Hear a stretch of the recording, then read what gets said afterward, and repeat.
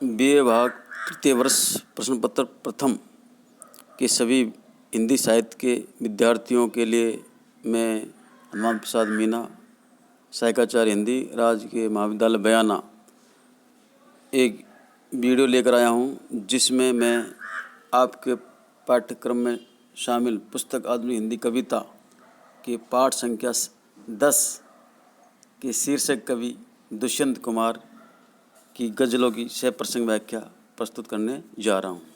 विद्यार्थियों, मैंने दुष्यंत कुमार कवि के व्यक्तित्व और कृतित्व का परिचय पिछले वीडियो में बता दिया है। मैं यहाँ पर केवल उनकी पहली गज़ल की सप्रसंग व्याख्या प्रस्तुत करने जा रहा हूँ। जानकारी के लिए मैं बता देता हूँ कि आपके इस 10वें पाठ में दुष्यंत कुमार की 10 गज़लें शामिल की गई है, जिनमें से मैं यहाँ पर पहली गज़ल की सप्रसंग व्याख्या प्रस्तुत करने जा रहा हूँ। विद्यार्थियों, दुष्यंत कुमार ने साये में धूप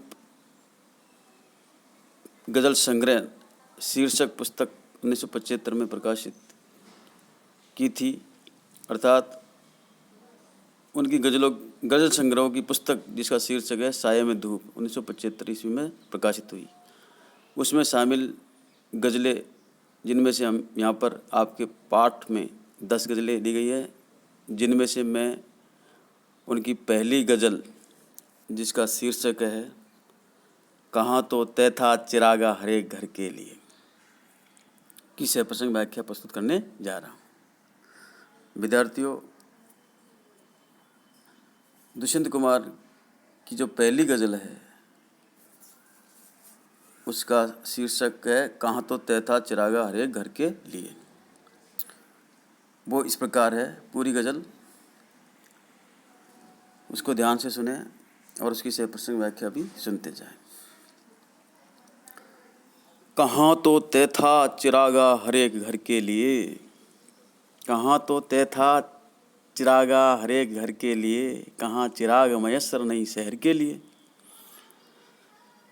प्रस्तुत अवतरण कवि दुष्यंत कुमार द्वारा रचित साये में धूप गज़ल संग्रह या काव्य संग्रह से संकलित है। इसमें कवि ने स्वतंत्रता प्राप्ति के बाद की, अर्थात आज़ादी के बाद की विसंगतियों पर आक्षेप किया है। कवि दुष्यंत कुमार जी कहते हैं कि भारत की स्वतंत्रता को लेकर हमने ये सपना देखा था, अर्थात ऐसी आशा और आकांक्षा की थी कि आज़ादी के बाद प्रत्येक घर में दीपक जलेंगे। कहाँ तो तय था चिरागा हर एक घर के लिए, घर घर में खुशी फैलेगी। आज़ादी के बाद प्रत्येक घर में दीपक जलेंगे, घर घर में खुशी फैलेगी तथा सभी नागरिकों का जीवन पूरी तरह खुशहाल होगा। लेकिन अभी तक पूरे शहर के लिए एक दीपक भी नहीं जलाया जा सका है, अर्थात सब जगह अभी भी अंधेरा छाया हुआ है और जन सामान्य की आशा आकांक्षा की पूर्ति नहीं हो पाई है। सर्वत्र निराशा रूपी अंधकार फैला हुआ है। कहाँ चिराग मयस्सर नहीं शहर के लिए, अर्थात अभी तक पूरे शहर के लिए दीपक भी नहीं जलाया जा सका है। सब जगह अभी भी अंधेरा छाया हुआ है और जन सामान्य की आकांक्षा की पूर्ति नहीं हो पाई है। सर्वत्र निराशा रूपी घोर अंधकार छाया हुआ है। कहाँ तो तय था चिरागा, तय यानी निश्चित, चिराग यानी दीपक या चिराग, मयस्सर यानी उपलब्ध। विद्यार्थियों, चिरागा समाज की समृद्धि एवं खुशहाली का प्रतीक है। इसमें आज़ादी के बाद, अर्थात स्वतंत्रता के बाद की विसंगत दशा पर आरोप किया गया है, आक्षेप लगाया गया है। सामाजिक चेतना की सशक्त व्यंजना इस गज़ल में हुई है।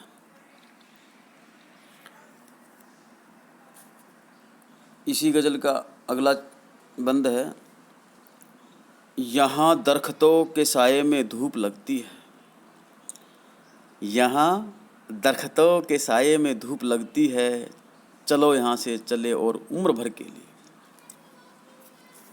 दरख्त यानी वृक्षों, साया यानी छाया या आश्रय। प्रस्तुत गजल या अवतरण या पद्यांश कवि दुष्यंत कुमार द्वारा रचित साये में धूप काव्य संग्रह से संकलित गजल है। इसमें कवि ने सामाजिक विसंगति पर सशक्त आक्षेप किया है। कवि कहता है कि भारत को आज़ादी मिलने पर भी आम जनता को पूरा सहारा सहयोग नहीं मिल पा रहा है। यहाँ दरख्तों के साये में धूप लगती है, यानी अभी भी आम जनता परेशान है। यहाँ पर वृक्षों के नीचे खड़े होने पर भी छाया नहीं मिलती है, अपितु धूप ही लगती है। यहाँ दरख्तों के साये में धूप लगती है, चलो यहाँ से चले और उम्र भर के लिए। ऐसे स्थान पर अथवा ऐसे समाज में रहने की अपेक्षा उससे सदा के लिए दूर हो जाना अच्छा है। कवि दुष्यंत कुमार का आशय समाज के उच्च वर्गीय लोगों की स्वार्थी प्रवृत्ति का विरोध करना व्यक्त हुआ है। विद्यार्थियों, इस गज़ल में कवि दुष्यंत कुमार ने सामाजिक विसंगतियों का विरोध प्रखर स्वर में किया है। समकालीन परिवेश का प्रतीकात्मक चित्रण अत्यंत प्रखरता से प्रदर्शित हुआ है। अगली पंक्तियां हैं। न हो कमीज तो पाँवों से पेट ढक लेंगे, न हो कमीज तो पाँवों से पेट ढक लेंगे, ये लोग कितने मुनासिब है इस सफ़र के लिए। प्रस्तुत गजल यह पद्यांश कवि दुष्यंत कुमार की साये में धूप काव्य संग्रह से संकलित गजल है। इसमें कवि ने समाज की विसंगत स्थिति का मुकाबला करने वालों की अक्षमता पर आक्षेप किया है। दुष्यंत कुमार जी कहते हैं कि शरीर को ढकने के लिए यदि कमीज नहीं है तो पैरों को मोड़कर ही पेट को ढक लेंगे। न हो कमीज तो पाँवों से पेट ढक लेंगे, अर्थात उचित साधन सुविधाओं के अभाव में जैसे तैसे जीवन यापन कर लेंगे। परंतु ऐसा करने के लिए भी लोगों में इतनी क्षमता एवं साहस तो होना ही चाहिए। न हो कमीज तो पाँवों से पेट ढक लेंगे, ये लोग कितने मुनासिब है इस सफ़र के लिए। मुनासिब यानी जरूरी। सफ़र करने के लिए उचित सामर्थ्य की भी ज़रूरत होती है। लक्ष्य प्राप्ति तभी हो पाती है। सफ़र यानी यात्रा करने के लिए, जीवन यात्रा करने के लिए उचित सामर्थ्य की भी ज़रूरत होती है। लक्ष्य प्राप्ति तभी हो पाती है। कवि दुष्यंत कुमार ने इस गज़ल में समाज की विषम विद्रूप स्थितियों को दूर करने के लिए उतना साहस भी जरूरी बताया है। कवि ने यही वंजित किया है। शब्दावली प्रतीकात्मक है। पाँवों से पैर ढकना वाक्यांश अति व्यंग्यपूर्ण है, अर्थात भारत की गरीबी और बदहाल स्थिति का चित्रण इससे होता है। गज़ल की अगली दो पंक्तियाँ इस प्रकार है। खुदा नहीं न सही आदमी का ख्वाब सही, खुदा नहीं न सही आदमी का ख्वाब सही, कोई हसीन नज़ारा तो है नज़र के लिए। ख्वाब यानी स्वप्न, हसीन यानी सुंदर, नज़र यानी दृश्य। प्रस्तुत पद्यांश गज़ल में दुष्यंत कुमार द्वारा रचित है। साये में धूप काव्य संग्रह से संकलित है। इसमें भविष्य के प्रति अच्छे संकल्प एवं सुंदर सपने देखने की आवश्यकता पर बल दिया गया है। भविष्य के प्रति अच्छे संकल्प एवं सुंदर सपने देखने की आवश्यकता पर बल दिया गया है। कवि कहता है, दुष्यंत कुमार कहता है कि ईश्वर की कृपा न हो, भाग्य भी अपना साथ न दे, तब भी आदमी को भविष्य के अच्छे सपने देखने चाहिए। खुदा नहीं न सही आदमी का ख्वाब सही, खुदा नहीं न सही आदमी का ख्वाब सही, ईश्वर की कृपा न हो, भाग्य भी अपना साथ न दे, तब भी आदमी को भविष्य के अच्छे सपने देखना चाहिए। कोई हसीन नज़ारा तो है नज़र के लिए। इससे आँखों के सामने कुछ समय के लिए सुंदर दृश्य उपस्थित हो जाता है और निराशा दब जाती है। विद्यार्थियों, कवि दुष्यंत कुमार ने निराशा को त्याग कर आशावादी बनने और भविष्य की सुंदर कल्पना करने का संदेश इस गज़ल में दिया है। निराश हताश लोगों के प्रति सहानुभूति या संवेदना व्यक्त हुई है।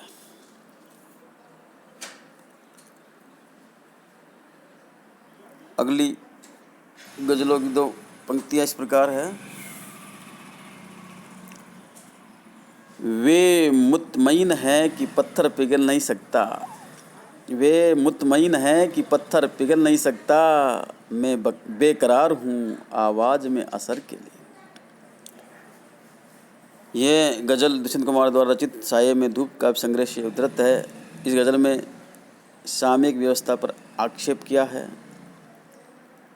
वर्तमान स्थिति पर आक्षेप किया है जो आज हमारे देश में घट रही है। कवि दुष्यंत कुमार कहते हैं कि वर्तमान शासन तंत्र निरंकुश है,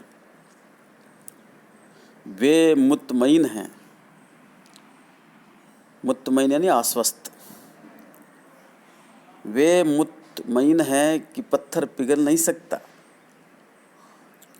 मैं बेकरार हूँ आवाज़ में असर के लिए। कवि दुष्यंत कुमार कहते हैं कि वर्तमान शासन तंत्र निरंकुश है, उस पर उसी प्रकार जनभावना का असर नहीं हो रहा है जैसे पत्थर पर असर नहीं होता है। पत्थर किसी की हार्दिक वेदना से पिघल नहीं सकता।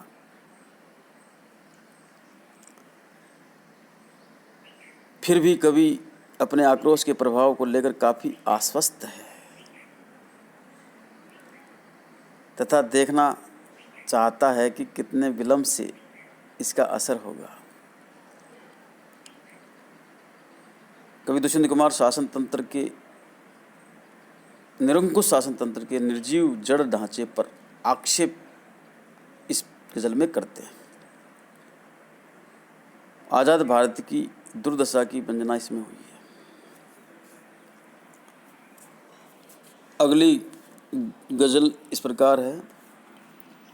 तेरा निजाम है सिलदे जुबान शायर को, तेरा निजाम है सिलदे जुबान शायर को, ये एहतियात ज़रूरी है इस बहर के लिए। निजाम यानी शासन, शायर यानी कवि, एहतियात यानी सावधानी और बहर यानी समय या अवसर। प्रस्तुत गज़ल दुष्यंत कुमार द्वारा रचित साये में धूप काव्य संग्रह से संकलित है। इसमें कवि ने वर्तमान निरंकुश शासन तंत्र की दायित्वहीनता पर व्यंग किया है, अर्थात वर्तमान शासन व्यवस्था की दायित्वहीनता एवं निरंकुशता पर तीखा प्रहार किया है।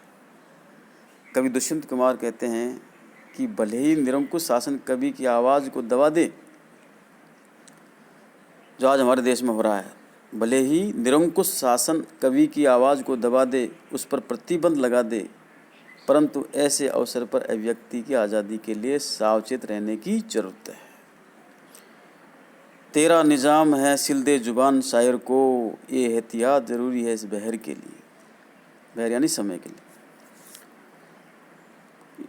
इस गज़ल में कवि दुष्यंत कुमार देश में आपातकाल लगाने और अभिव्यक्ति की आज़ादी पर रोक लगाने यानी स्वतंत्र मीडिया को अपनी इच्छानुसार चलाने की शासन तंत्र की कुव्यवस्था पर आक्षेप किया है, तीखा प्रहार किया है, जो आज हमारे देश में हो रहा है। आज़ादी पर अंकुश लगाया जा रहा है। कवि दुष्यंत कुमार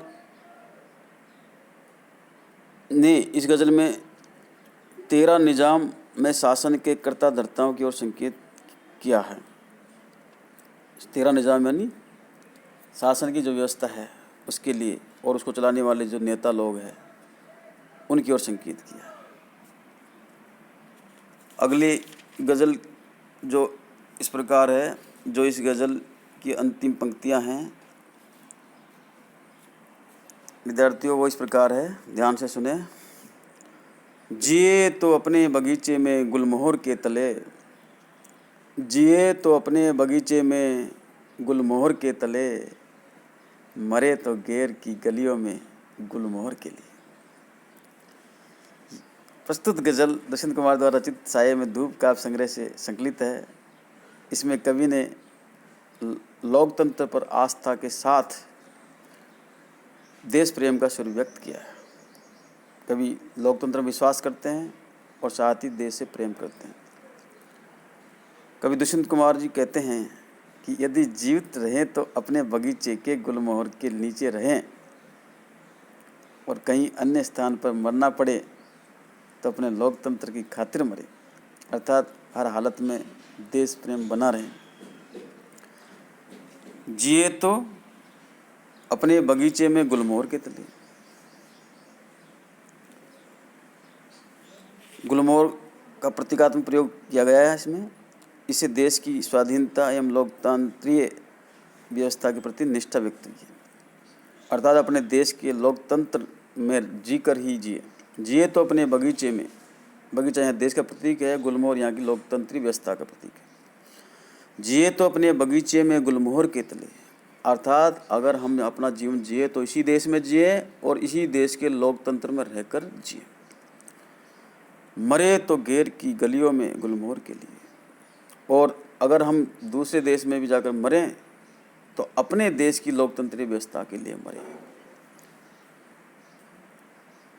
कहीं अन्य स्थान पर मरना पड़े तो अपने लोकतंत्र की खातिर मरे, अर्थात हर हालत में देश प्रेम बना रहें और देश के लिए आखिरी सांस तक हम मरें, लड़ें। इसमें राष्ट्रीयता और देश प्रेम का भाव व्यक्त हुआ है। और इस गज़ल में कवि दुष्यंत कुमार की व्यक्तिगत ईमानदारी व्यंजित हुई है। तो विद्यार्थियों, ये थी दुष्यंत कुमार की पहली गज़ल जो साये में धूप काव्य संग्रह से संकलित की गई है। मैं एक बार पुनः आपको बता देता हूँ, दुष्यंत कुमार की साये में धूप जो काव्य संग्रह है, गज़लों का संग्रह है और ये 1975 में प्रकाशित हुआ था। उसी की ये पहली गज़ल थी। इस वीडियो में इतना ही। शेष गज़लों की सप्रसंग व्याख्या अर्थ में भावार्थ में अगले वीडियो में करूँगा। देखते रहिए मेरे YouTube चैनल को और सब्सक्राइब करें, लाइक करें और शेयर करें। धन्यवाद।